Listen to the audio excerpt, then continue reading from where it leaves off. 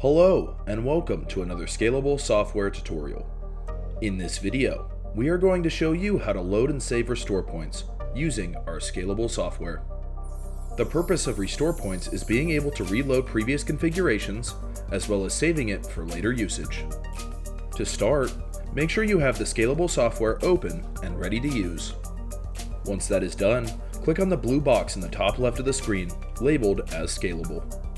After that, hover over the Configuration tab and click on the option Backup/Restore. This will open the Backup and Restore menu. To create a new restore point, hit the New Icon button and give the restore point a name and description. Once that is done, hit the Create button. This creates your new restore point. There will be multiple auto-generated restore points, the max being 20. If it goes over that limit, the oldest restore point will be deleted. There is a major difference between a named restore point and an auto-generated one, as the named ones will never be automatically deleted. To export your restore point, click on the new restore point that was named and created.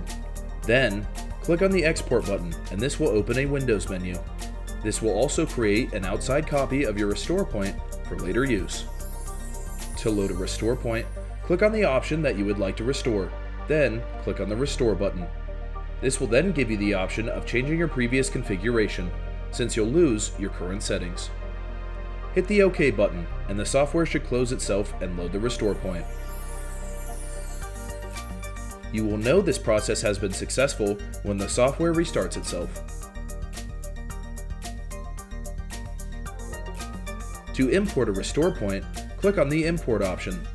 This will pop up a file explorer on your computer, where you will look for the restore point file.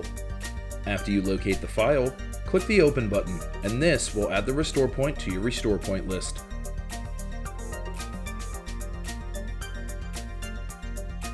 If you have any issues, please contact the support team.